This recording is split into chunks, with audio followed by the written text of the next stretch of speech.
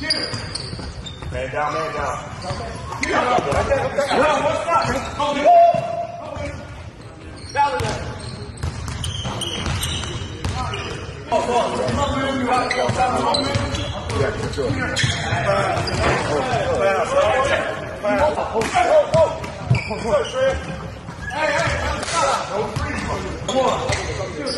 All on, get ready about to double. No double, no double. We'll come out the water.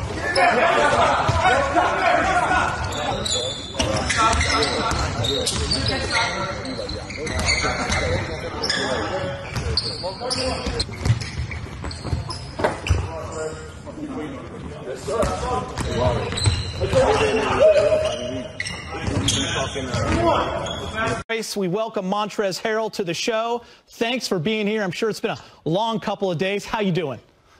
Doing good, doing good. How are you? I'm doing great. So happy to have you. When you hear Montrezl Harrell of the Los Angeles Lakers, how does that sound? She got a great ring to it, sounds like to me. You ever picture yourself in that purple and gold? Because it's here. I got a couple of edits that's been done. A lot of people that do animations for me have been doing some great jobs for me. I know. Isn't Twitter and social media great? Like, the minute you signed, there was, like, you in a jersey. It was pretty awesome. Man, photo shopping and editor now is crazy. So, Trez, can you share what went into your decision to potentially pass up more money to play in another city or to leave the Clippers where you had so much success to join the Lakers? You know, my choice was really just, you know, from my inner circle, my family, you know, just talking and looking over the decisions that we had on the table. And we just felt like just coming to playing the purple and gold was the best choice. And, you know, I definitely felt like it's the best choice for me. So that's what we went with. And, you know, I'm happy to be a Laker.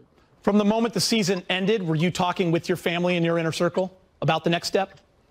No. As soon as the season ended, I actually went home and took the time to actually grieve and be with my family and actually mourn the loss of my grandmother. And then after that, I just was being a dad as I'm continuously still doing, man. That's all I was doing, just being around my kids and just that love and that energy.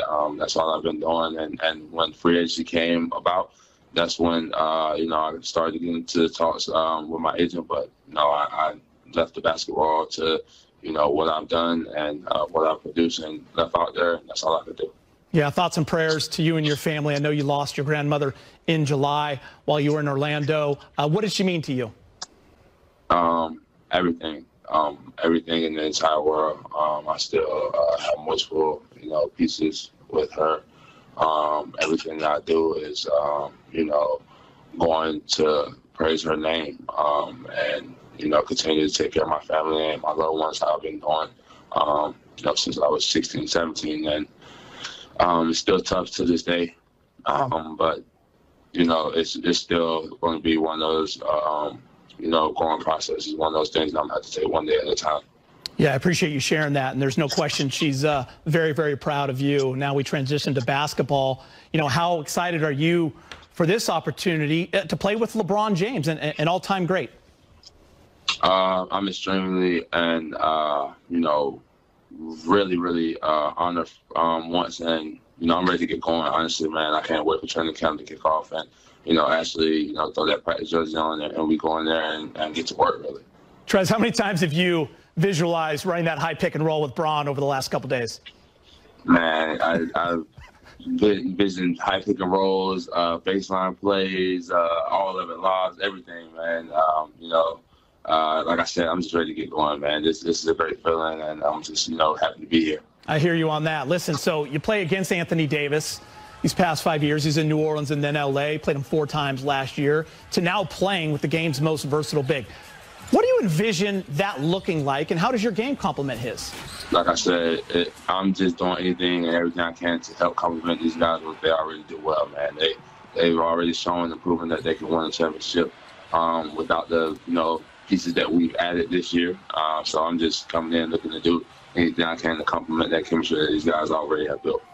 Trez, we're a Lakers set here, and even we were unanimous in voting you 6th Man of the Year. So you're coming off an incredible season. You're winning that award, and you've always been a let my work speak for itself kind of player. But what did this award mean to you personally when you really sat back and thought about it?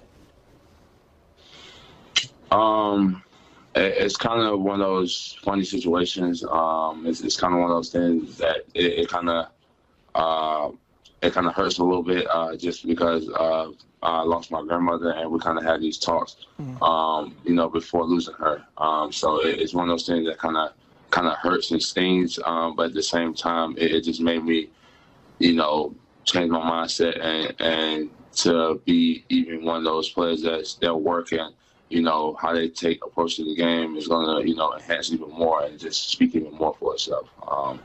That's what I've always been known for. That's always what, people have, first said as how hard he works. And I'm just going to take that to a whole extremely different level because it's never one of those things that still hurt me to this day, not being able to, take that trophy home and show it to my grandmother.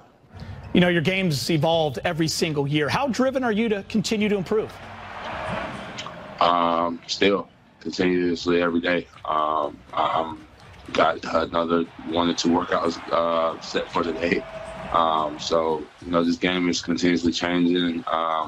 And, I don't want to be one of those players that, that label as can only do this one thing, because once you get that label, it's pretty hard to get off of you. And now it cuts you, in half as a player, no matter what. And I never wanted to be looked at as one of those players coming into this game. I want to, always look at myself as a person that, can do multiple things in this game whenever asked, whenever needed. That's the way I always approach the game. That's the way I always look at my game. And, the things that I do well, I enhance those things, but the things that I don't do well, I work extremely hard on, 2-3 times harder than what I already do well. Prez, last thing, and I got to be honest, if that's okay with you, you were always a player that drove us Laker fans absolutely crazy because of how hard and how well you played against them every damn time. Right. It would be like, I can't stand Trez, but man, I'd love him in a Laker uniform. And then when the signing was announced, Laker Twitter goes nuts. It celebrates. I know how excited Laker fans are. What message do you have for Laker Nation? Well, the only message that I have is, now you guys don't have to hate me. Now you can love me. hey, it was always a lot of love. Just so much respect. Yes, sir. Right. Thank you so much. All right, Trez. So happy to have you, and thank you for taking the time. Really appreciate it, and hope to see you soon. Oh, no. Thank you for having me. Thank you. He's a Laker, but I just remember so many times going, it kills us. God, I wish he could be a Laker. BT, listen, you covered him for years. Not only did the Lakers sign Trez for 2 years, they got him away from the Los Angeles Clippers. He was part of the heart and soul, especially that bench with Lou Williams. How surprising was this for you, and what kind of player are they getting? What kind of guy? I was truly surprised.